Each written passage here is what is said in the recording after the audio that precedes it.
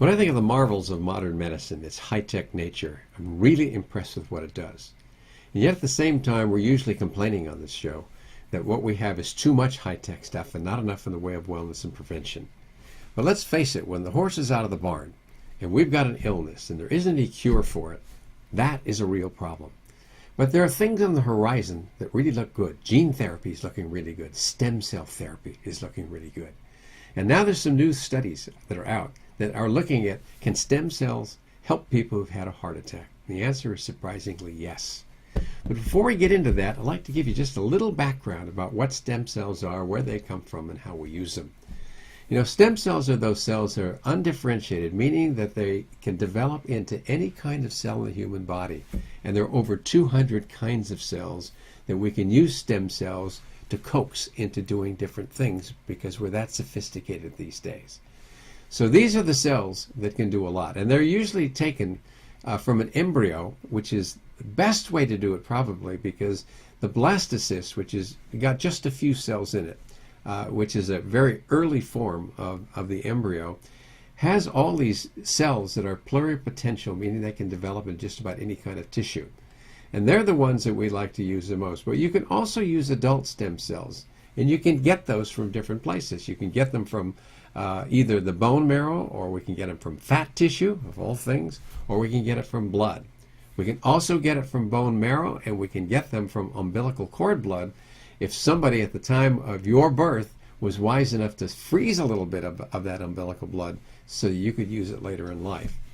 And we're using bone marrow transplants now all the time in advanced cancers. We're using leukemias and finding fairly good results from doing that, because it's those stem cells that can differentiate into the kinds of cells that our body needs if they're put in the right place. Now let's look at the study on heart attacks that was done. That was done in the Journal of the American College of Cardiology in January of 2012. They used adult fat stem cells. So what they did is they did liposuction.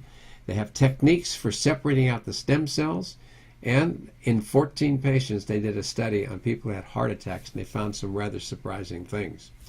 If they could get these stem cells and culture them into doses of about 20 million cells, and then treat one group with the real thing and another group with a placebo, what they found is that these people were improved by it because it was working, it was safe, there were no side effects. There was an improvement in heart function as measured by SPECT scanning. There was better blood flow to the heart in general, and there was a smaller scar from the heart attacks.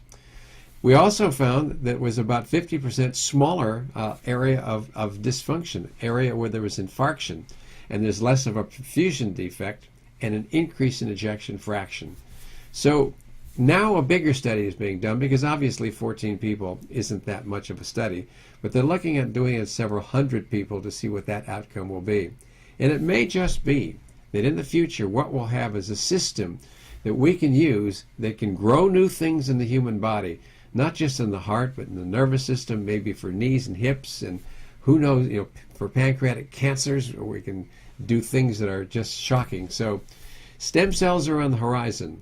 Hopefully they'll be here soon, and if they are, and the findings that we're finding so far are true, we've got a new form of therapy that's going to take us a long way at taking people already sick and making them well again.